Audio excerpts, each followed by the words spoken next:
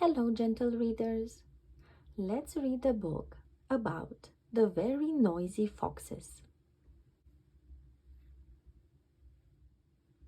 In a very noisy house, in a very noisy city, lived 3 noisy foxes.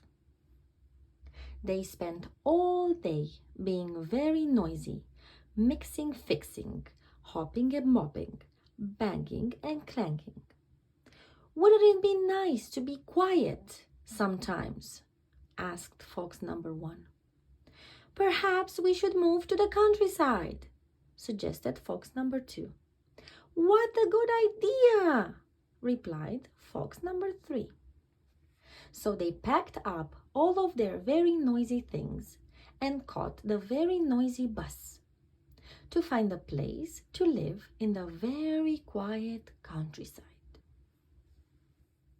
In a very quiet wood, in the very quiet countryside, they met an owl. Tweet-two, who are you? Hooted the owl. We are from the very noisy city, looking for a quiet place to live, replied fox number 1. Where do you live, owl? I live up here at the top of this very tall, quiet tree, the owl said. Oh yes, it is very quiet, but it is too high for us, said fox number 1. We are scared.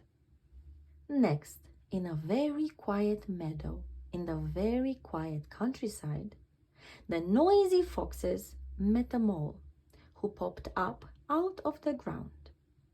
Hello, mole.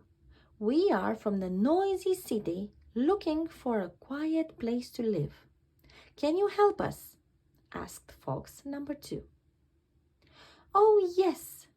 I live in a very quiet place, replied the mole. Follow me and I'll show you. I live in here in this very quiet hole underground, said the mole. Oh, yes, it is very quiet, but it is too dark for us, said fox number 2. We can't see. And I'm stuck. In the very quiet clearing, in the very quiet countryside, the noisy foxes met a frog. Ribbit, ribbit. What do you 3 noisy foxes want? The frog asked. We are looking for a quiet place to live, said fox number 3. Where do you live, frog? Come with me, I'll show you, replied the frog. I live here in this very quiet pond, said the frog. Oh yes, it is very quiet indeed, but it is too wet for us, said fox number 3, and we can't swim. So the 3 noisy foxes kept searching for a very, very long time, and they ended up in the very quietest part of the countryside, a long, long way from the very noisy city. As they ventured along the very quiet path, they met a badger. Hello, badger. We are looking for a quiet place to live, said the noisy foxes. Can you help us? We have looked everywhere.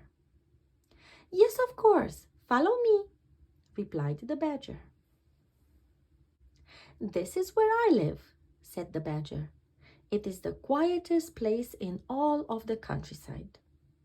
Oh yes, it really is very quiet and very lovely. It might just be the perfect place, said the noisy foxes. But it is just too quiet. The noisy foxes were really fed up with being quiet, so they started to make some noise. As they banged and clanged and chittered and chattered, a quiet little mouse scurried up to them. What is all this noise about? Asked the quiet little mouse.